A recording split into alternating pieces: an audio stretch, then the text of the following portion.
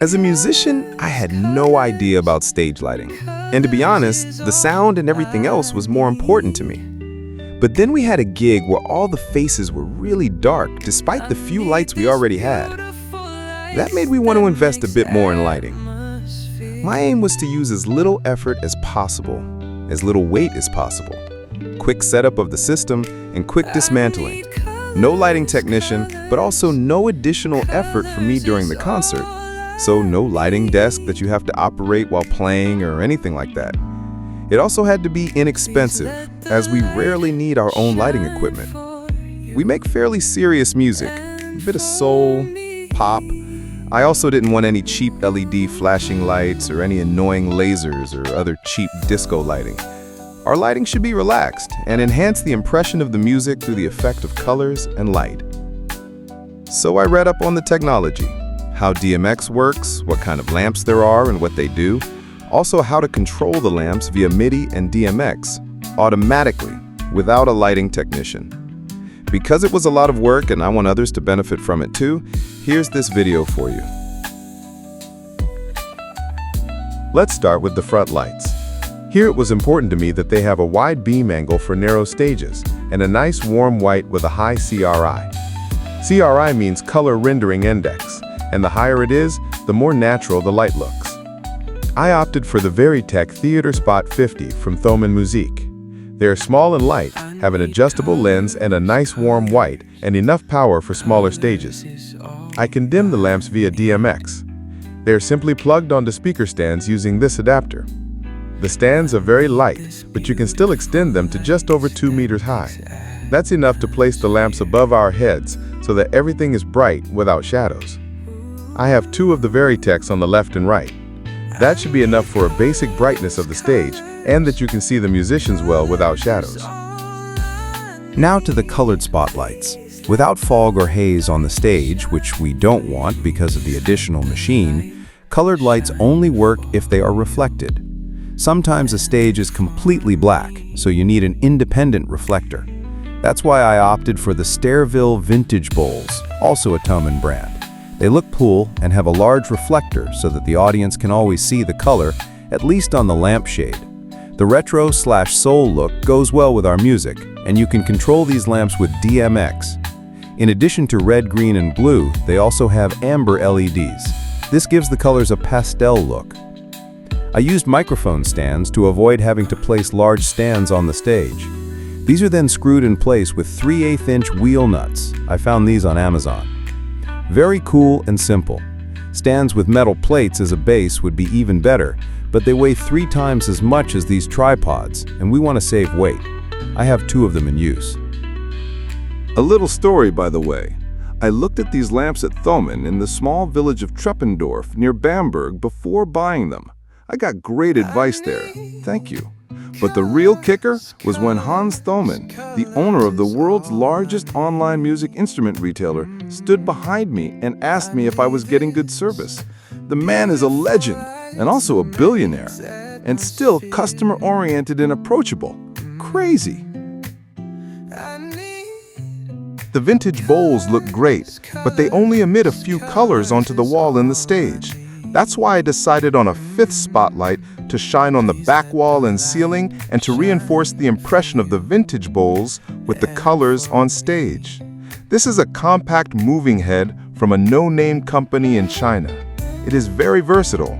It has a zoom, i.e. I can create a spot or a wash effect, i.e. a larger spot. It has 7 segments. Each segment can have the colors red, green, blue, and white. So I can also display 2 colors or more with the moving head. As it is a moving head, I can of course light either the wall or the ceiling or both alternately if I wish. It also has a very nice kaleidoscope function where the lenses rotate, and that looks very cool. If you want, you can also use the moving head to stage other things. For example, illuminate the singer from behind. There are almost endless possibilities. But how do I control the whole thing without a lighting technician? And what is DMX?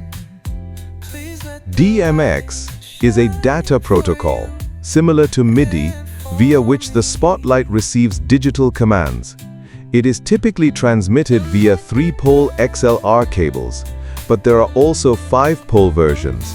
Incidentally, in addition to DMX, each lamp naturally also requires power, which is very easily routed from lamp to lamp via hybrid cables. This is quick to set up and dismantle. You could also use battery-powered spotlights, but the choice is much smaller, they are heavier, and you always have to charge them before the gig. And of course, they also cost more. Unfortunately, a hybrid cable like this one is also quite expensive. In the end, the lamps only cost half of the system. The other half is spent on bags, cables, DMX control app, and DMX controller.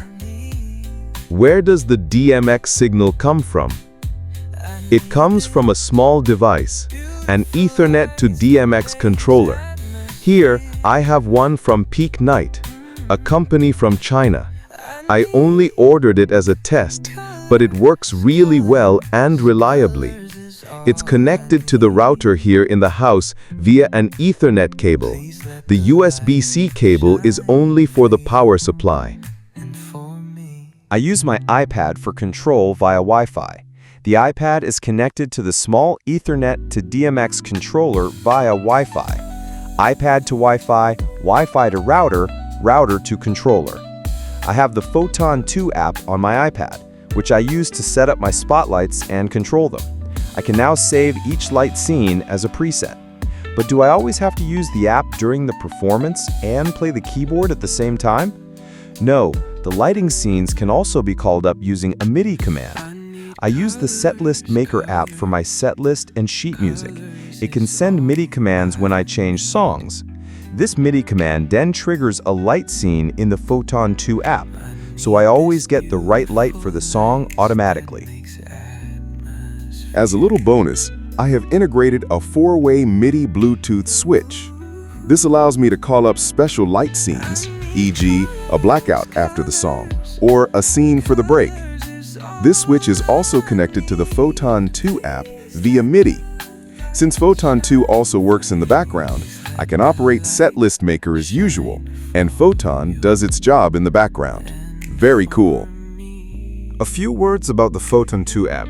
The development team is very nice. They run a forum for questions and suggestions. However, the app still has bugs. Especially when programming, it often crashes. In operation, however, it seems to run reasonably stable. The app is not cheap, but it is cheaper than a subscription app like Luminaire. Luminaire is much more powerful and has many more functions. In principle, Photon 2 is very simple. Complex moving head controls, for example, can only be implemented to a limited extent. But that's okay for me at the moment, and I hope it runs stably live and is also developed further.